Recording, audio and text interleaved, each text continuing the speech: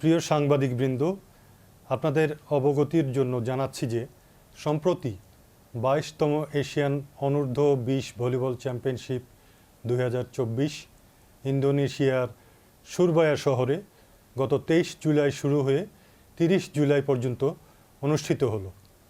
অত্যন্ত দুঃখের সঙ্গে বলতে হচ্ছে যে আমরা জানতে পেরেছি দলটি এবছর 11তম স্থান অর্জন করেছে। অথচ যে দলটি গত এশিয়ান অনূর্ধ্ব-20 চ্যাম্পিয়নশিপে 2022-এ কাতারে অনুষ্ঠিত হয়েছিল, সেখানে পঞ্চম স্থান অধিকার করেছিল। বিদেশি কোচের তত্ত্বাবধানে গত 2 বছরের প্রশিক্ষণ শেষে দলটি আরও ভালো পর্যায়ে উন্নীত হওয়ার কথা। এখন প্রশ্ন হচ্ছে, কেন এই বিপর্যয়? কেন তারা এই 2 বছরের ব্যবধানে এত নিম্ন পর্যায়ে নেমে এলো? ভলিবল খেলোয়াড় কল্যাণ সমিতি, বাংলাদেশের সকল খেলোয়াড় সংগঠক ও ভলিবল প্রিয় দর্শকদের মনে এই প্রশ্ন জেগেছে, কোথায় ঘাটতি ঘটেছে, কোথায় বিপত্তি বা অব্যবস্থাপনা হয়েছে।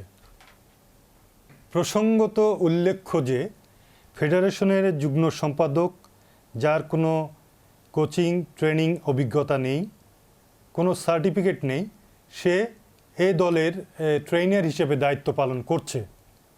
ফেডারেশনের সাধারণ সম্পাদক উক্ত দলের ম্যানেজারের দায়িত্ব পালন করছেন।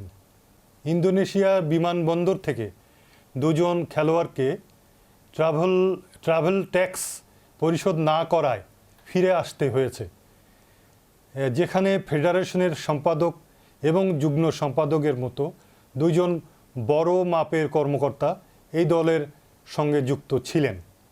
কিছুদিন পূর্বে নিয়ম বহির্ভূতভাবে প্রথম সারির খেলোয়াড় বহিষ্কার করা হয়েছিল, যার প্রভাব এবারের খেলায় দৃশ্যমান হয়েছে, যার মধ্যে মোহাম্মদ পারভেজ মোশাররফ অন্যতম, যে গত চ্যাম্পিয়নশিপে খুব ভালো খেলেছিল।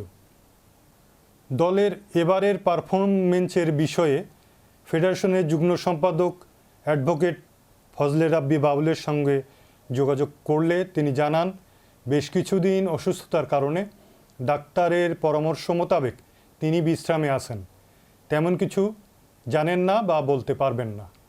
পরে গত অনূর্ধ্ব-20 দলের গতবারের প্রশিক্ষক মাসুদ হাফিজ জিলুর সঙ্গে যোগাযোগ করলে তিনি জানান, গত বছর এই টিমের তিনি প্রশিক্ষক ছিলেন, এবারে দলে অন্তর্ভুক্ত নাই।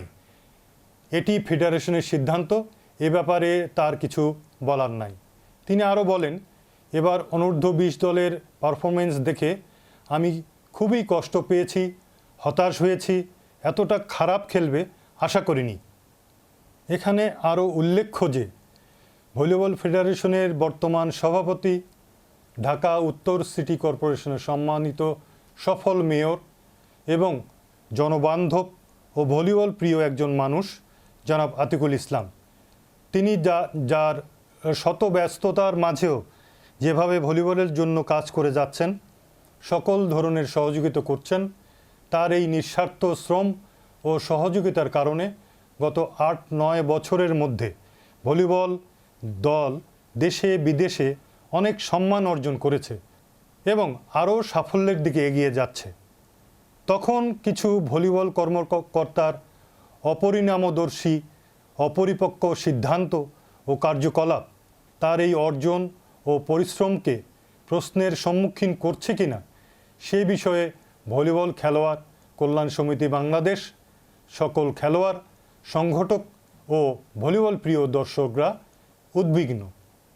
পরিশেষে এই যে অনিয়ম, অব্যবস্থাপনা, যার জন্য জাতীয় ভলিবল দলের ব্যর্থতা, সেই কারণসমূহ উদ্ঘাটন করে যথাযথ ব্যবস্থা গ্রহণের জন্য সংশ্লিষ্ট কর্তৃপক্ষের দৃষ্টি আকর্ষণ করছি।